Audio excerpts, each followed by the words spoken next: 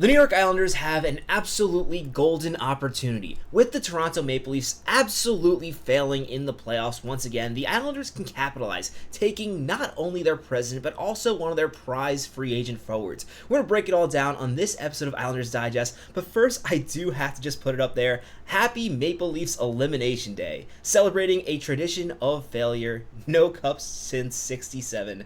Absolute disgrace, and frankly, it is so embarrassing considering that core. Now that we got that out of the way, I quickly want to say, if you have not yet subscribed to the channel, 85% of you are not yet subscribed. So if you're an Islander fan and you want more Islanders content just like this, be sure to subscribe to the channel. It's free. And if you're not an Islanders fan, you're probably a Maple Leafs fan. So happy Maple Leafs Elimination Day.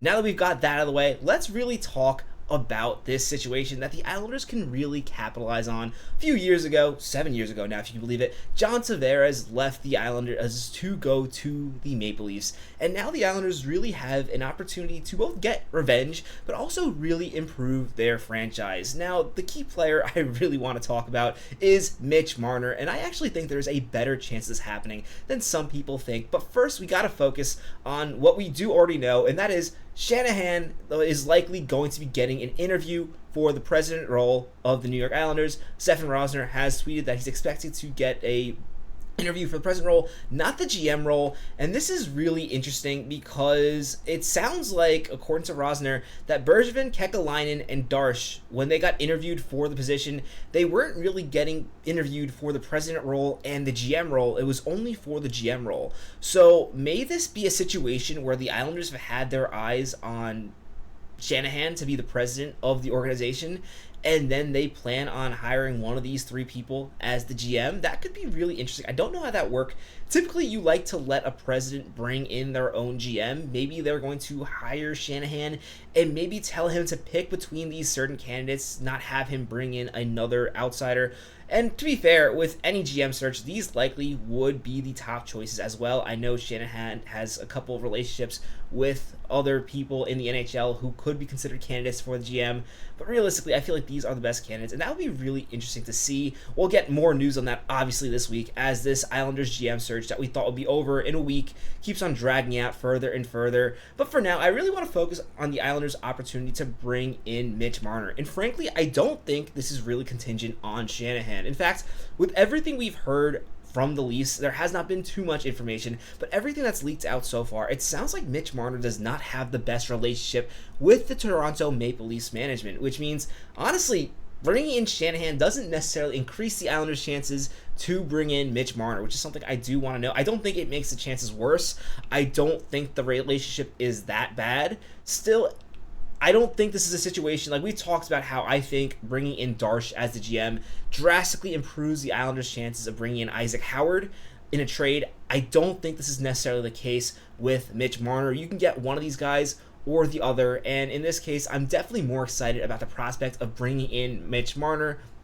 I do understand Shanahan has a lot of experience, as we talked about in a previous video about the potential of bringing in Shanahan as the president. I personally don't think he is the best fit, although when it comes to Shanahan, one thing you do have to admit, he knows how to handle a rebuild, retool. Granted, the Maple Leafs have not been able to take that next step, but they were in a really rough spot when Shanahan took the position, and now you look at them. Granted, they are disappointing in the playoffs every single season, but they are one of the best regular season teams we've seen, and the Islanders' really big issue for the past few seasons has been, even when they were making runs at the Cup, was they really struggle in the regular season, and Mitch Marner is a player who can absolutely change that. Stefan Rosner, in this article in the Hockey News, really talks about Mitch Marner, and one thing he mentions, which I think is a really good point, is Mitch Marner had an incredible relationship with Matt Martin. And as you know, if you watch all these videos, early on in the Islanders search, there was talk that the Islanders might bring in an Islanders veteran into, not as the GM, but likely as an assistant, to really give them a sense of this fan base and the Islanders organization. And Matt Martin was one of the names mentioned, which makes this even more interesting. I also do want to point out Mitch Marner was first brought into the Toronto Maple Leafs with Lou Lamoriello as GM, so they do have a relationship there. Granted, this is going to cost a lot of money, as we know. I think the figures for Mitch Marner have gone as high as people saying perhaps $14 million is what it's going to take to sign him. The Islanders do have a lot of cap space at $28.3 million. That's the most cap space they've had in a very long time. Still, they have a couple restricted free agents. Although, looking at the numbers, this is certainly possible from the cap point of view. Yes, Mitch Marner is going to cost a lot of money, but if you look at some of the Islanders' contracts, and I do think, especially with Noah Dobson and Alec Romanov needing a new deal, the Islanders are not going to have enough cap space as they currently have their cap structured. However, there are some contracts I think that are really easy to move, and I think moving one or two of these contracts could automatically make the Islanders have plenty of cap space for Mitch Marner. I wouldn't want to give him $14 million, but also perhaps the Islanders are a team that can really convince him to take more of a 12.5 type deal, considering the pieces they have around and promises that the Islanders could be competitive a lot quicker than a team such as the Sharks or the Chicago Blackhawks that have more money. Granted, the Carolina Hurricanes have a ton of cap, but I think there are some other issues with the Carolina organization where perhaps Mitch Marner might not see it as a fit. But those two contracts I'm talking about right now, the Islanders could easily move, is Anders Lee and JG Pageau. Moving one or both these players could easily give the Islanders enough money to sign Mitch Marner without really costing the team, especially considering that Mitch Marner plays the wing, so really getting him to play instead of Lee is actually an upgrade. And in the terms of Pageau, the Islanders are bringing in Callum Ritchie, so while there is going to be some growing pains with Callum Ritchie, I do want to emphasize that he's not going to be perfect right off the bat.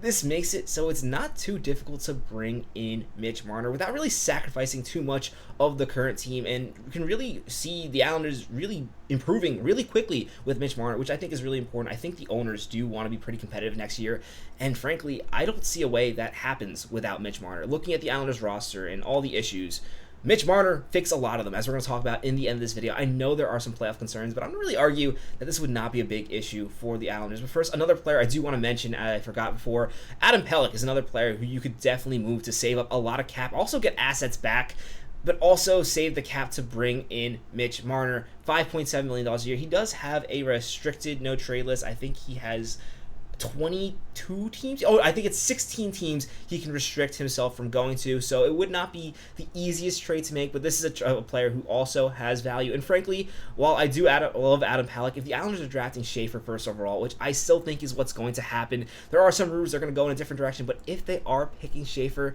then Adam Pelech is definitely expendable and would definitely make it possible, if not easy, for the Islanders, at least cap-wise, to bring in Mitch Marner. Obviously, you're going to have to pitch him. That's going to be the harder part. Although, I do think there is a lot the Islanders can pitch. As Stefan Rosser wrote in his article, the Islanders' core is pretty similar to Mitch Marner's age. Yes, the core is not complete, but adding a player like Mitch Marner would really take this offense from being kind of stagnant to pretty dynamic. Mitch Marner would fix all the Islanders' power play issues right away. That's been one of the biggest issues with the Islanders, both in the regular season and in the playoffs. And while you could argue that Mitch Marner has not been the best performer in the playoffs, he hasn't. His stats take a huge step back in the playoffs. I do want to point out, in 70 games played, he does have 63 points in the playoffs, so it's not like this guy is a complete disaster in the playoffs. Yes, you would expect more from him, but with a team like the Islanders, who already have players like Mathew Barzal and Bo Horvat, who have proven they can play in the playoffs, a guy like Mitch Marner could be really helpful, first of all, to get those players into the playoffs, but also really complete this team. I mean, looking at his points in the regular season, 741 points in 657 games. Mitch Marner would be the Islanders' best forward by a large margin. And sure, he would no longer be playing with Austin Matthews, but I really think a line with Mitch Marner and Bo Horvat could work really well, and it could really help the Islanders move forward, especially in the situation where the owners likely do not want to go in a long-term rebuild. Mitch Marner is a piece that is incredibly hard to find. I think the Islanders should be all in on him, whether or not he signs. I know I've talked about how there's a lot of teams who are interested in Mitch Marner. Also, the Islanders do have a lot of work to do. I do think there is a decent chance this happens. I definitely think if there's a short list, the Islanders will definitely at least get an interview with Mitch Marner. And frankly, one thing I am thinking of that really makes a lot of sense is the Islanders are a team that, although they are in New York, really it's more of a Long Island team. This is a team that doesn't have as much media attention. I think that could be really attractive for Mitch Marner. And while there is less media attraction, it still is a really good place to live. Long Island is a great place to raise a family. Mitch Marner just had a kid, and it is really close to the city as opposed to other places like Carolina or Columbus. While even though they do have the cap and the team to really interest in Mitch Marner, I really wonder if he wants to go someplace like that. Being honest, I would say the Islanders' chances of bringing in a Mitch Marner are probably around 15%, so not a huge percentage, but I do think they're going to be there with a lot of other teams contending for Mitch Marner. So I'd love to know your thoughts in the comments about Mitch Marner. Would you even want the Islanders to bring in Mitch Marner? And let me know your thoughts on Shanahan as the president for the Islanders GM. Not GM, the president. Love to know your thoughts, as always, in the comments. I love talking hockey with you guys. If you haven't already, be sure to subscribe to the channel. My name is Patrick Nilan. This is Islanders Digest. Let's go Islanders.